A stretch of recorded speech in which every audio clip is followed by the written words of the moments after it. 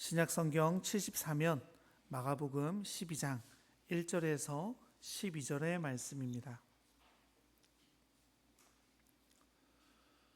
우리 하나님 말씀을 제가 한 절, 여러분들이 한 절 교독하시겠습니다.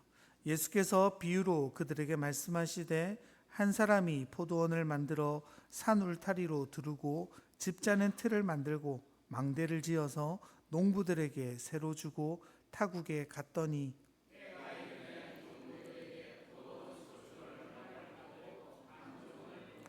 그들이 종을 잡아 심히 때리고 거저 보내었거늘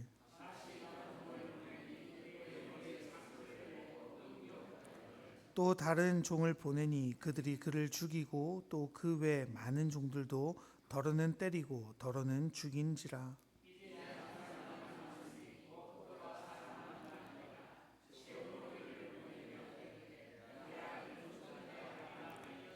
그 농부들이 서로 말하되 이는 상속자니 자 죽이자.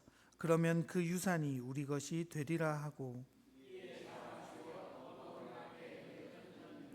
포도원 주인이 어떻게 하겠느냐 와서 그 농부들을 진멸하고 포도원을 다른 사람에게 주리라.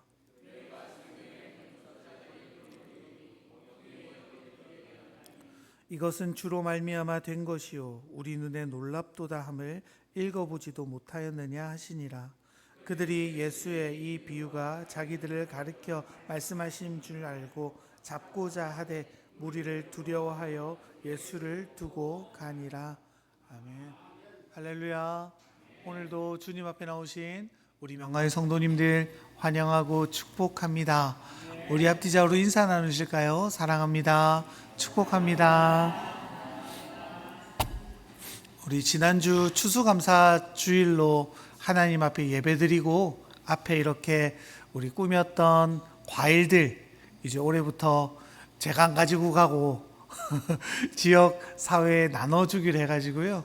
월요일 날 이제 이렇게 여러 그 경로당을 돌아다녔습니다. 몰랐는데 경로당이 월요일 날 쉬나요? 제가 5군데를 돌아다녔는데요.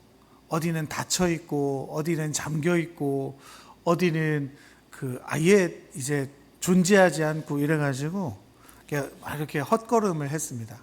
그래서 어떻게 하지 고민을 하다가 그 제가 종종 이용하는 곳 있지 않습니까? 부산지구종합사회복지관에 연락을 해서 우리 과일이 좀 있는데 이걸 좀 지역에 있는 어려운 분들께 나눠드려 줄 수 있냐 이랬더니 너무 고맙다고 당장 가지고 오라 그래가지고 제가 딱 갖다 드렸습니다.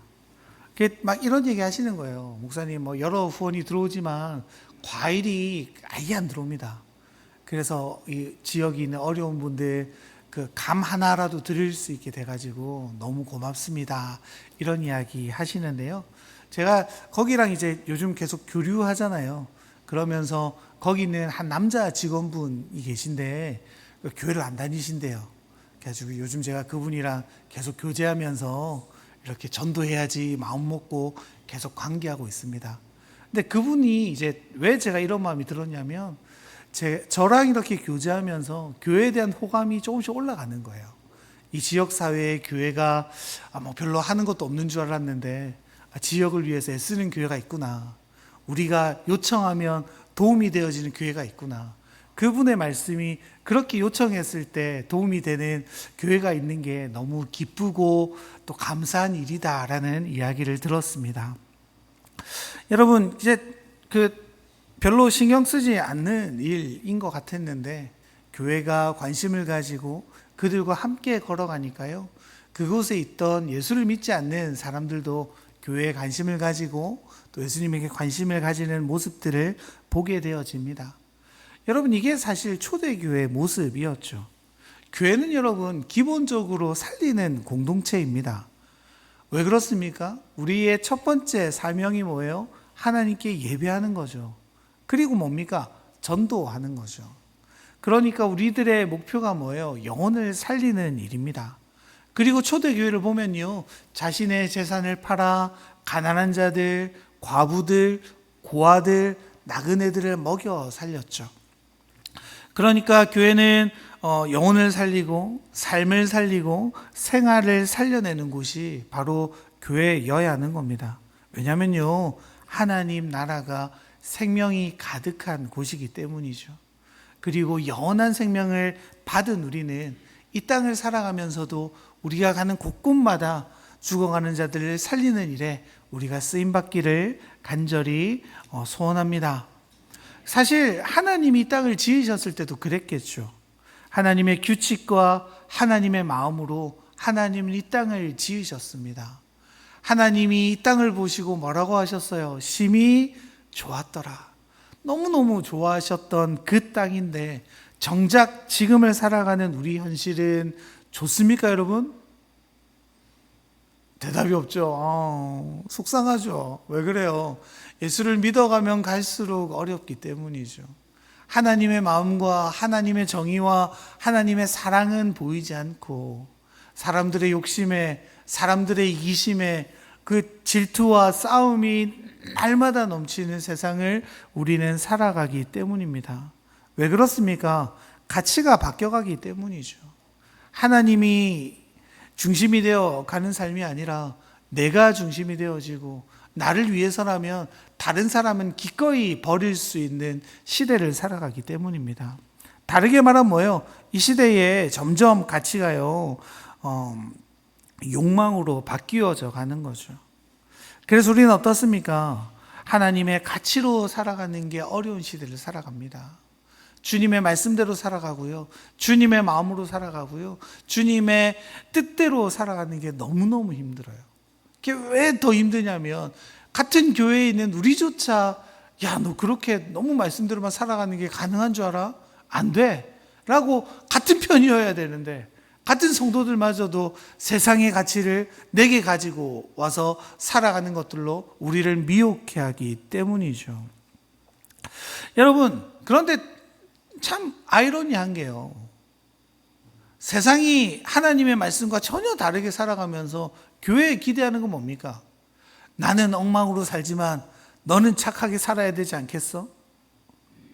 나는 욕심대로 살아가지만 너희들은 양보하며 살아가야 되지 않겠어? 막 이런 일들을 살아내고 있죠. 제가요, 한 10여 년 전쯤에 뺑소니 사고를 당한 적이 있습니다. 차가 저를 뒤에서 탁 들이받더니 술에 잔뜩 취하신 분이 내리는 거예요. 그러면서 자기가 걸리면 면허 취소당하는데 한 번만 봐주라고 막 이렇게 하시는 겁니다. 그때 이제 저희 첫째가 굉장히 어렸거든요. 차에서 막 울고 있죠. 아내는 아기 배 가지고 막 어쩔 줄 몰라 하죠. 막 그런 상황에서 제가 아유, 그러시면 어떡하냐고 이렇게 제가 보험회사 전화하는 그 순간 차를 들고 도망가 버리셨어요. 그래서 제가 신고를 했죠. 경찰이 딱 그 사람 찾았는데 경찰서에서 저한테 전화가 와가지고 교회 집사랍니다. 그 교회 장로님한테 전화가 왔어요. 전도사님, 그 집사 한번 봐주시면 안 됩니까? 여러분, 이게 뭡니까, 여러분? 이게 여러분, 우리 왜 저한테 그렇게 기대했겠어요? 전도사니까 좀 봐주겠지, 전도사니까 용서해 주겠지, 막 이런 마음들로 연락하는 것 아닙니까? 여러분, 이게 아이러니한 거죠. 정작 자신은 그렇게 살아가면서 우리에게는 그 기준들을 가져다 놓는 거죠. 여러분, 근데 그게 충분히 이해가 됩니다. 왜 그래요? 그들 내면 깊은 곳에 심겨지신 하나님의 한 장치가 있기 때문이죠. 하나님은요, 우리 마음 가운데 하나님을 찾을 수 있는 어떤 도구를 심어 놓으셨기 때문입니다. 그게 뭐예요? 갈급함이죠. 누군가를 의지하고 싶은 마음, 누군가를 신뢰하고 싶은 마음, 갈급함을 우리 가운데 심겨 놓으셔서 하나님은 우리가 하나님을 발견할 수 있도록 만들어 놓으셨어요. 그런데 여러분, 그 방향이 잘못되어져 가는 거죠. 그 갈급함을 하나님으로 채워야 되는데 하나님으로 채우지 못하니까 어떻게 되는 거예요? 욕망으로 채우죠. 다른 신들로 채우죠. 내가 가진 것도 그것들을 채워가기를 원합니다. 그런데 여러분, 그걸로 채워지나요? 채워지지 않아요. 왜요? 하나님으로만 채워질 수 있는 갈급함이기 때문입니다. 그래서 그들은 잘못된 갈망으로 잘못된 공급으로 살아가게 되죠. 그래서 더 악해집니다. 더 잔인해집니다. 그리고 자신이 하나님 자리에 이를 수 있다라고 주장하기까지 되어지는 거죠. 오늘 우리가 읽었던 본문은 포도 농부에 대한 비유죠. 대제사장과 서기관들이 예수님께 무슨 권위로 성전을 함부로 하느냐라는 질문에 답하신 직후에 그들에게 들려주시는 이야기가 바로 오늘의 이야기입니다. 사실 이 본문은요, 이스라엘 백성들이 익히 하는 이야기입니다. 이사야서 5장에 보면 포도원의 노래라는 장이 있는데요. 예수님께서는 의도적으로 그 포도원의 노래를 가지고 오셔서 지금 이스라엘 백성들에게, 특별히 바리새인들과 서기관들, 대제사장들에게 이야기를 통해서 깨닫게 하시려는 거죠. 우리 1절의 말씀 같이 한번 읽어볼까요? 예수께서 비유로 그들에게 말씀하시되 한 사람이 포도원을 만들어 산 울타리로 두르고 즙 짜는 틀을 만들고 망대를 지어서 농부들에게 새로 주고 타국에 갔다. 여러분, 이 포도원 주인은 어떤 사람입니까? 좋은 사람인 것 같아요? 안 좋은 사람인 것 같아요? 그냥 뭘 알겠어요, 우리가. 맞죠? 보면 이렇게 돼 있죠. 울타리를 칩니다. 즙 짜는 틀도 만들고 망대도 만들고 농부들에게 새를 주고 타국으로 가는데요. 여러분, 이 아무것도 아닌 것 같은 울타리를 치고 망대를 치고 그 틀을 놓는 건요, 그 당시의 주인들과 굉장히 다른 행보입니다. 보통은요, 소작농들에게 땅을 맡기면 그것들을 효과적으로 통제하기 위해 장치를 두었는데, 그 장치가 뭐냐면 그 포도원을 잘 관리하려는 장치가 아니라 소작농들을 감시하기 위한 장치였다고 해요. 그래서 심지어 암살단을 꾸리는 주인들도 있었다고 합니다. 그래서 자기 말대로 따르지 않으면 암살자를 몰래 죽이기도 하던 시대가 그 시대였다고 해요. 여러분, 그런데 이 포도원 주인은 어떻습니까? 설비를 다 갖추었습니다. 소작농들을 보호하기 위해 울타리와 망대도 설치해 두었습니다. 그리고 장기간 자리를 비우고요, 아무런 감독도 하지 않고 내버려 두는 거죠. 제가 아까 말씀드렸지만 이 이야기가 이사야 5장에서 가지고 왔다고 말씀드렸죠. 이사야 5장 2절에 보면 좀 더 자세하게 이 땅에 대한, 주인에 대한 설명이 나오는데 이렇게 기록되어져 있습니다. 제가 읽어드릴게요. 땅을 파서 돌을 제하고 극상품 포도나무를 심었도다. 그 중에 망대를 세웠고 또 그 안에 술틀을 팠도다. 그러니까 주인이 먼저 작업을 해놓는 거죠. 땅을 팠습니다. 돌도 치웠습니다. 극상품, 가장 좋은 품종의 포도나무도 심었습니다. 그러니까 여러분, 이 소작농들이 일하기가 편해요, 어려워요? 너무 편하죠. 맞아요. 그러니까 잘 관리만 해주면요, 극상품의 포도를 거두어 드릴 수 있게 됩니다. 그러니까 주인이 맡긴 포도원을 관리만 조금 잘해주면 거기에 대한 합당한 보수도 그들이 충분히 받을 수 있는 거죠. 그럼 여러분, 얼마나 아름다운 만남입니까? 주인은 내버려 두고 때가 되면 그 일부를 받기만 하면 됩니다.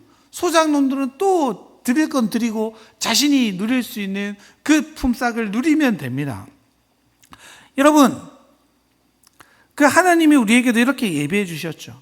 우리 삶에 울타리를 쳐주시고요, 최상의 것들을 낼 수 있도록 우리의 삶 속에서 마련해 주셨습니다. 하나님의 질서와 하나님의 정의와 하나님의 사랑과 하나님의 평화가 우리 가운데 펼쳐진 삶으로 이 땅을 만들어 놓으셨죠. 여러분, 아담과 하와를 통해서 하나님은 에덴 동산에서 완전한 하나님 나라를 꿈꾸셨잖아요.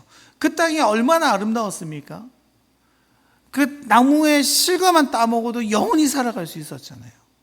하나님과 그 땅에서 얼마나 교제했습니까?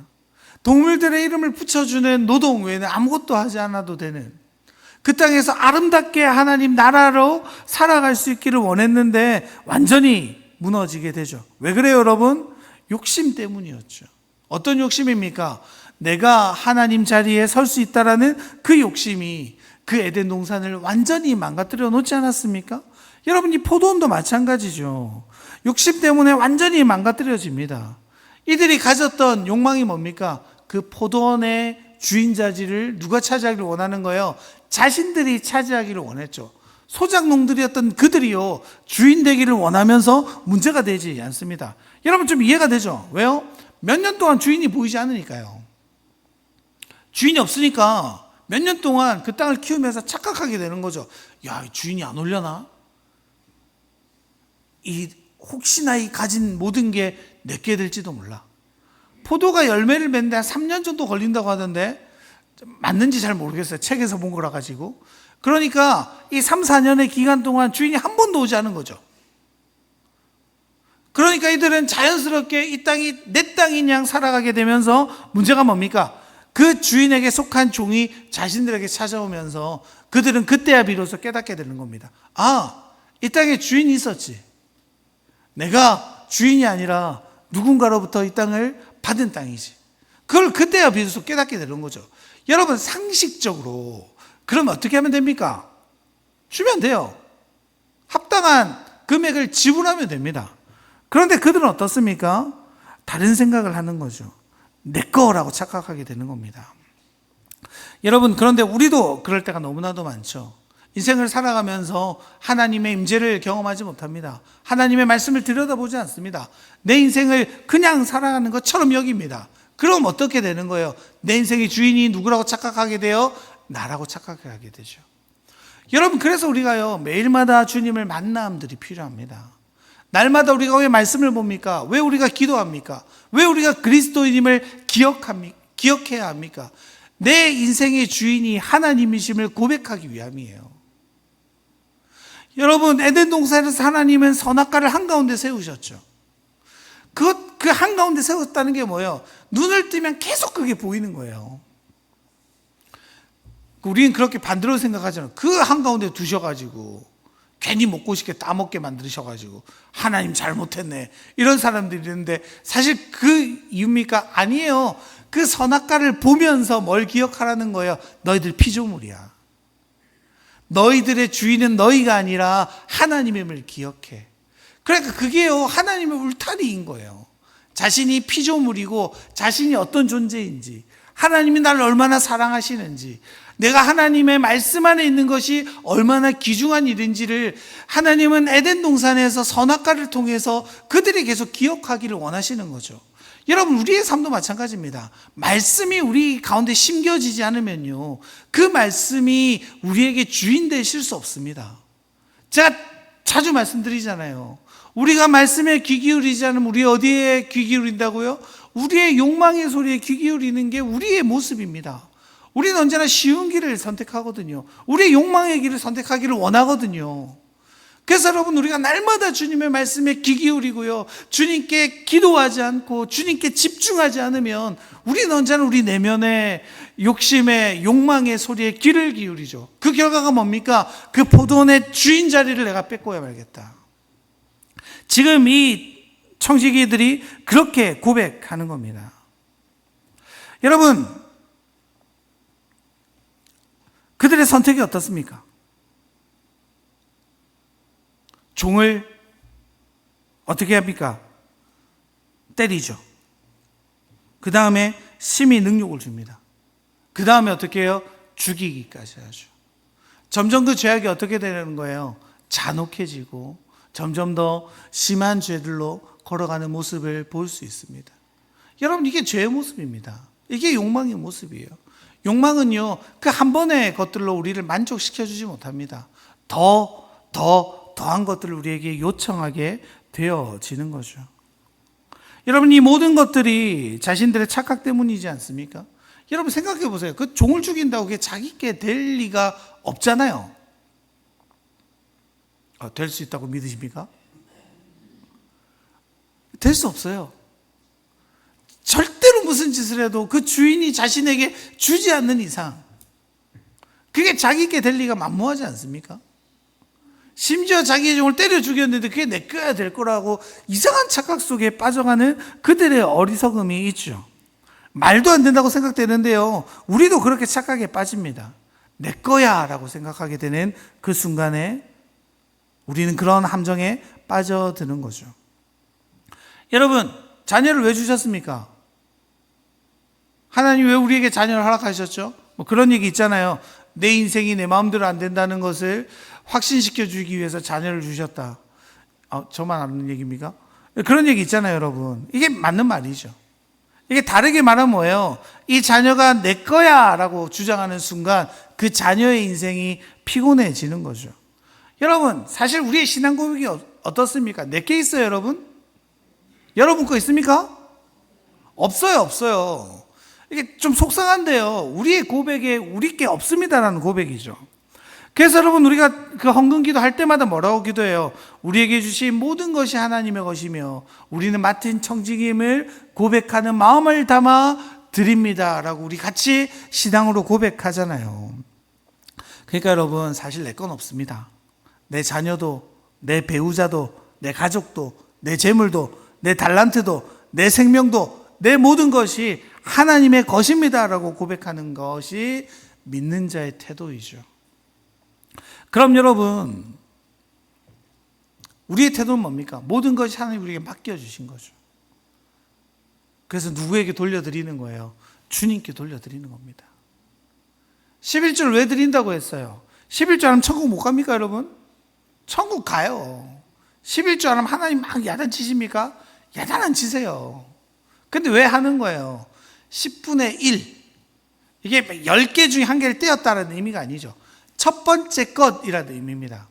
성경에서 처음 것은요, 전체를 상징하거든요. 그러니까 우리가 10분의 1을 드린다는 것은요, 하나님, 이 모든 게 사실은 하나님 겁니다라는 믿음의 고백으로, 또 믿음의 저항으로 이걸 하나님 앞에 드려내는 거죠. 여러분, 우리 안에 내 것이라고 고백한 일들이 너무나도 많죠. 내 것이라고, 나의 소유라고 주장하게 되면서 우리는 얼마나 많은 문제들을 경험하게 됩니까? 그 자녀가 내 것이라고 주장하면 자녀와의 관계가 멀어지죠. 여러분, 자녀뿐만이겠습니까? 만약에 제 입에서 명강교회 내 거야 라고 말하면요, 여러분, 맞습니다 이렇게 말해 주실 거죠. 그럼 안 돼요, 여러분. 그럼 저 큰일 나요. 아닙니다. 누구 겁니까, 여러분? 하나님 거예요, 하나님 거. 제 입에서 내 교회야, 내 거야 라는 순간 우리 교회는 문제투성이가 되는 거죠. 신앙생활을 하면서도 어떻습니까? 내 신앙, 내가 믿는 바를 고집하는 어리석은 일들이 얼마나 많습니까? 여러분, 우리가 말씀을 통해서 계속 바꿔가야죠. 계속 고쳐가야죠. 계속 새로워져야죠. 그게 개혁교회의 정신 아닙니까? 말씀을 통해 우리는 계속해서 개혁되어져야 하는 거죠. 그런데 우리는 어떻습니까? 계속 내 거라고, 계속 내가 가지겠다고, 계속 내가 쥐고 있는 그것들을 놓지 않겠다고 주님 앞에 끝끝내 말씀드리죠.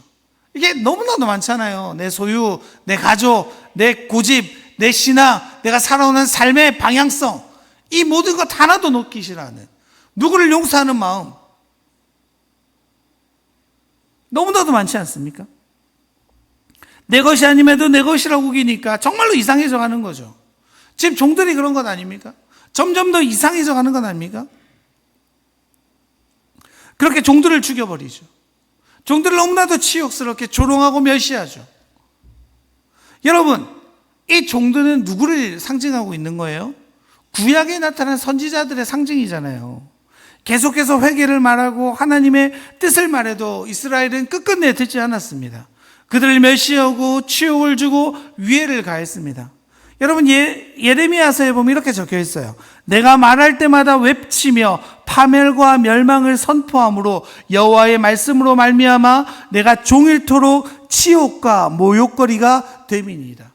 여러분, 눈물의 선지자 예레미야의 고백입니다. 내가 하나님의 말씀으로 선언할 때마다 세상은 회개하는 것이 아니라 뭐라고요? 나를 치욕스럽게 만들고 모욕했다라고 말하죠.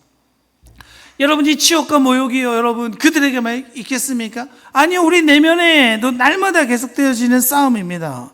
말씀이 주어지지만 그 내 생각이랑 다른데요, 내가 원하는 바랑 다른데요, 성령께서 내 마음의 문을 두드리시지만 그 성령님의 두드림을 계속해서 끝끝내 무시하고 모욕하고 치욕스럽게 만들어버리고 있는 우리들의 삶이지 않습니까? 이 모든 게 왜 그래요, 여러분? 내 욕망 때문이죠. 주인 되고 싶어하는 내 욕망 때문이죠. 내 인생의 주인은 나야. 여러분, 그런데 어떻습니까? 실상 그것 때문에 우리가 죽죠. 여러분, 사실 이 시대가, 이 세상이 우리에게 끊임없이 요청하는 것도 그것 아닙니까? 하나님께서 이루신 아름다운 하나님의 나라를 인간의 욕심이 다 망쳐버리게 되어지는 일들이 있죠. 그래서 여러분, 포도원의 노래에 이런 말이 나옵니다. 이사야서 5장 7절인데요. 제가 읽어드릴게요. 무릇 만군의 여호와의 포도원은 이스라엘의 족속이요 그가 기뻐하는 나무는 유다 사람이라. 그들에게 정의를 바라셨더니 도리어 포악이요 그들에게 공의를 바라셨더니 도리어 부르짖음이로다. 여러분, 정의를 원하셨는데 뭐가 왔다고요? 포악이 왔어요. 공의를 바라셨는데 뭐가 왔어요? 부르짖음이 왔어요. 여러분, 이게요 사실 원어로 보면 언어유입니다. 정의라는 단어는 미시파트예요. 미시파트를 구했어요. 그런데 포악이 왔어요. 포악이 뭐냐면 미스파흐예요. 비슷하죠? 미시파트, 미스파흐. 공의는 체다카예요. 부르짖다라는 단어는 사실 비명이라는 뜻이에요. 막 기도했다 이게 아니고요. 고통 속에 막 신음하는 소리인 거죠. 이게 차카예요. 그러니까 정의 대신에 포악이 오는 거죠. 공의 대신에 비명이 그들 가운데 오는 겁니다. 그래서 여러분, 그들이 마음을 모아 악해져 버렸죠. 하나님의 정의는 온데간데 없고 정의처럼 보하는 포악이 이 시대를 덮어가는 거죠. 공의가 사라지니까 어때요? 비명만 남아가는 겁니다. 그런 마음밖에 없는 포도원의 농부들은요, 주인이 보낸 종들을 죽이는 데까지 이르게 되죠. 그리고 끝끝내 그 주인은 마지막 선택을 하게 됩니다. 누구를 보냅니까, 여러분? 우리 6절의 말씀 같이 한번 읽어볼까요? 이제 한 사람이 남았으니 곧 그가 사랑하는 아들이라. 최후로 이를 보내며 이르되 내 아들은 존대하리라 하였더니. 여러분, 내 아들은 존대하리라. 여러분, 이게 하나님의 기대였을 거예요. 이제 정신 차리겠지? 나를 이어서 이 땅의 주인이 될 내 아들을 보내면 내 아들에게만큼은 이제 인정하겠지? 그들이 고개를 숙이겠지? 뉘우치겠지? 그렇게 생각하며 아들을 보냈을 겁니다. 그런데 그 결과가 어떻습니까? 7절 8절 읽어볼까요? 그 농부들이 서로 말하되 이는 상속자니 자 죽이자. 그러면 그 유산이 우리 것이 되리라 하고 이에 잡아 죽여 포도원 밖에 내. 그들은 끝끝내 어떻게 합니까? 그 아들도 죽여버립니다. 왜요? 끝끝내 자신이 그곳의 주인이 될 거라는 착각에서 벗어나지 못하는 거죠. 저 아들만 죽이면 정말로 내 인생의 주인이 내가 될 거야. 이 땅은 내가 차지하게 될 거야 라고 생각하는 거죠. 여러분, 사탄이요 사실 우리에게 날마다 유혹하는 게 그겁니다. 아담과 하와가 선악과를 먹을 때 사탄이 뭐라고 유혹했습니까? 창세기 3장 5절 보면 이렇게 말하죠. 너희가 그것을 먹는 날에는 너희 눈이 밝아져 하나님과 같이 되어 선악을 알 줄 하나님이 아심이니라. 다르게 말하면 뭐예요? 이것만 먹으면 네가 뭐가 된다는 거예요? 하나님 될 수 있어. 넌 더 이상 피조물이 아니라 창조주처럼 될 수 있어. 네가 하나님이 되는 거야. 사탄이 우리에게 던져주는 유혹이 그런 겁니다. 여러분, 이스라엘은 어떻습니까? 자신이 주인 되려 했던 이스라엘은 선지자들을 거부합니다. 하나님의 아들이신 예수 그리스도도 이제 거부하죠. 예수님께서 베들레헴에서 나셨을 때 그 당시를 다스렸었던 헤롯 왕이 어떻게 했어요? 예수님이 태어난 시기를 막 계산해가지고 2살 밑으로 난 남자애를 다 죽이라라고 명령하지 않습니까? 끔찍한 행위를 그가 해내죠. 왜 그렇습니까? 진짜 주인이 나타났기 때문이죠. 그 두려움 때문이죠. 내 주인 자리를 뺏기기 위한, 내 왕위를 뺏길 것 같은 그 두려움 때문에 그런 끔찍한 일들을 자행하는데 그들은 멈추지 않습니다. 여러분, 그런 마음이 있었겠죠. 내가 어떻게 이 자리까지 왔는데, 내가 이 자리를 지키기 위해 얼마나 애썼는데, 그 진짜 주인 왔다고 내가 비켜준다고? 너무너무 아깝지. 이렇게 생각할 수 있었지 않을까요? 여러분, 근데 아니겠죠. 만약에 여러분, 그 헤롯이 정말로 예수 그리스도의 오심을 보고 왕자리를 비켜줬다면요. 불가능한 이야기겠지만. 그럼 그는요, 더 큰 영광을 경험했을 겁니다. 불안과 근심과 고통이 아니라 참 평안을 그는 경험했을 겁니다. 여러분, 세상이 마치 그렇습니다. 내가 주인 되기를 강요하는 시대를 우리는 살아갑니다. 그래서 세상과 다른 방식으로 살아가는 이 인생의 주인은 사실 하나님이야. 우리를 만드신 분은 하나님이야. 우리의 목적은 하나님을 예배하는 것이고 영원히 그를 즐거워하는 거야 라고 주장하는 자들에게 세상은 손가락질할 겁니다. 조롱과 멸시를 끊지 않을 수도 있습니다.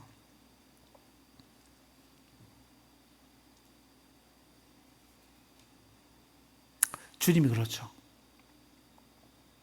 하나님의 아들로 이 땅에 오셨습니다. 이 땅에 참 주인이신 그분이 오셨는데 사람들은 어떻습니까?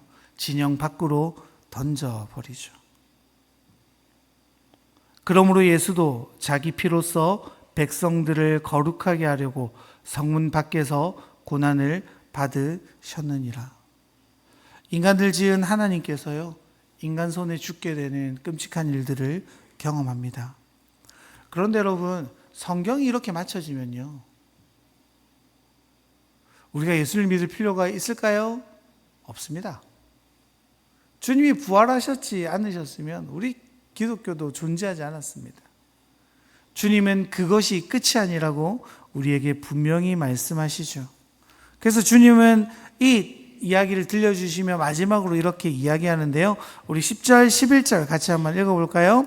너희가 성경에 건축자들이 버린 돌이 모퉁이 돌이 되었다니 이것은 주로 말미암아 된 것이요 우리 눈에 놀랍다함을 읽어보지 못하였느냐 하시니라. 여러분 한번 생각해 볼까요? 모퉁이 돌이 뭔지 아시죠? 그 당시에 지을 때 모퉁이 돌을 시작으로 해서 집을 지어갔다고 해요. 그러니까 사실 모퉁이 돌이 되게 중요한 돌이었겠죠. 근데 건축자들은요, 이 모퉁이 돌을 버려버렸어요. 사실은 훌륭한 돌 아닙니까? 머릿돌이 될 만큼 훌륭한 그 바위를 버려버렸어요. 왜 버렸을까요? 그 건축자의 마음에 들지 않았기 때문이겠죠. 왜요? 자기가 주인 되려는 나라에 머릿돌이 될 수밖에 없는 훌륭한 돌을 원치 않았기 때문입니다. 너무너무 좋은 돌이지만 나랑은 맞지 않아. 내가 짓는 집은 이렇게 좋을 필요가 없거든. 난 그냥 대충 지을 거거든.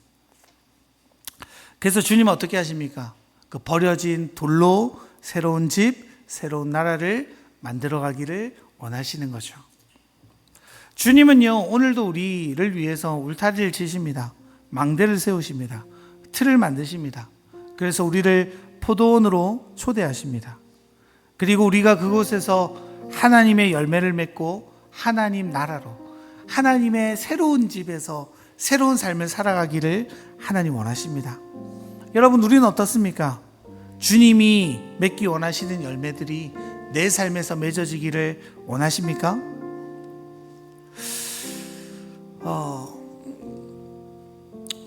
오늘 정책당에도 있고 해가지고요, 요즘 이렇게 11월 들어서 기도를 계속하고 있습니다. 정말로 주님이 원하시는 일들이 뭘까? 우리 교회에 정말로 바라시는 일이 뭘까? 근데 참 감사한 일들이 있었어요. 올해 주제 기억나세요? 회복하는 교회. 부제 기억나세요? 아무것도 안 하는 교회. 정말로 아무것도 안 하려고 애를 썼는데 뭐 이것저것 했대요. 근데 감사한 게 제가 그 기억 안 나시겠지만 제가 왜 아무것도 안 한다 그랬어요? 예배를 통해서 힘을 얻고 예배의 감격으로 스스로 우리가 뭔가 해보고 싶을 때 그때 하자. 근데 놀랍게도요, 올해 여러 가지 의견들이 나와요. 막 소망하는 분이 있어요. 어떤 분이 저한테 오셔가지고 목사님, 저는 확신이 있습니다. 이렇게 한번 해보시죠. 우리 교회 될 겁니다. 제가 그 일에 헌신하겠습니다. 책임지실 거예요. 아멘. 여러분, 그런 일들이 일어나요. 우리 안에 있던 갈망들이 일어나요. 목사님, 우리 세미나 좀 하고 싶어요. 우리 교육 좀 하고 싶어요. 목사님, 우리 좀 더 깊이 예배하고 싶어요. 목사님, 우리 좀 더 모여서 하나님에 대해서 이야기하고 싶어요. 너무너무 감사한 일들이 일어나고 있습니다.